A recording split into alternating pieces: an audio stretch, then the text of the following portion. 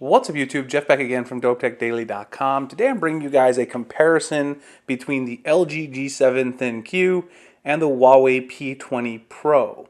Now today I'm going to give you guys 5 reasons you might consider the LG G7 over the Huawei P20 Pro. I will follow that up later with a video talking about 5 reasons to consider the P20 Pro or the G7. I like to just break these into 2 parts. That way you can see the pros and cons of each phone individually, and also makes the videos a little shorter. So let's get right into it. The very first reason I think that the G7 might be worth considering for some people out there over the P20 Pro is the location of the fingerprint sensor and how that affects the design of the phone. Now if you notice on the P20 Pro, you can see right here, the P20 Pro has its fingerprint sensor on the bottom, which leads to a larger chin on the device overall than the one on the G7. Now of course they both have some reasonably sized chin, as you can see right there, but the one on the P20 Pro is a little bit bigger, and there's really no reason to have the fingerprint sensor down there, especially when you have the notch on the top like you have on both of these devices.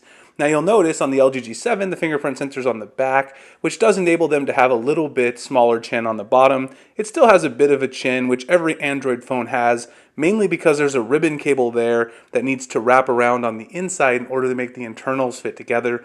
If any people are interested in talking about why that happens, I can make a follow-up video on that. I know a lot of people have asked me why all of the chins even though we have the notch. It's a good question, and that's the reason why.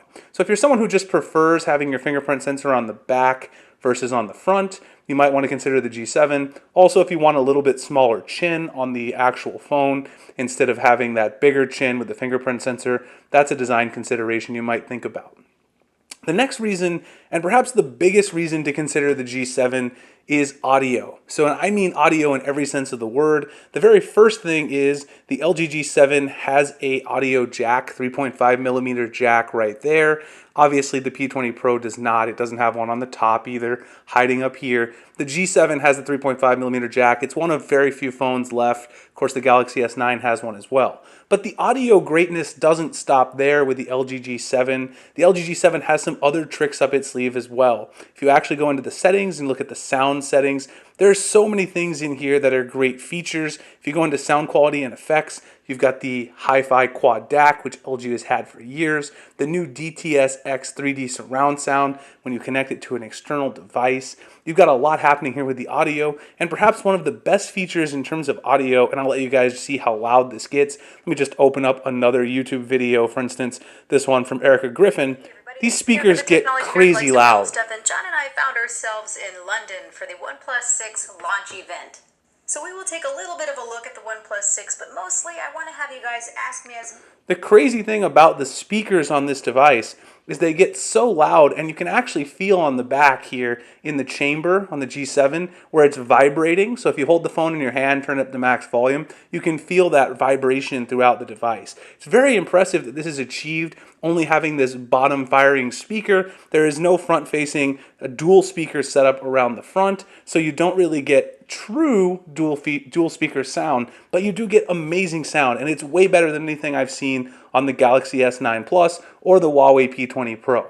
So if you're really looking for great audio quality, if that's something you value, you watch a lot of media on your device, listen to a lot of music, whether with headphones or through the speakers, the G7 is definitely a thing to consider there.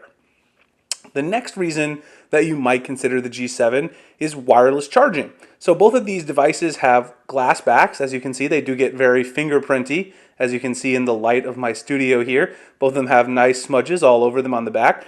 But only one of these phones has wireless charging. Of course, when you have a glass back, you automatically think wireless charging is what we're going to get. And in fact, you do not get that on the P20 Pro. You do get it on the LG G7 ThinQ. So if you want to use wireless charging, if you already have wireless chargers throughout your house, perhaps you've had a Samsung phone, you're making the switch to a different OEM, and you've always had wireless charging, the LG G7 is definitely the way to go there because you're going to get that feature.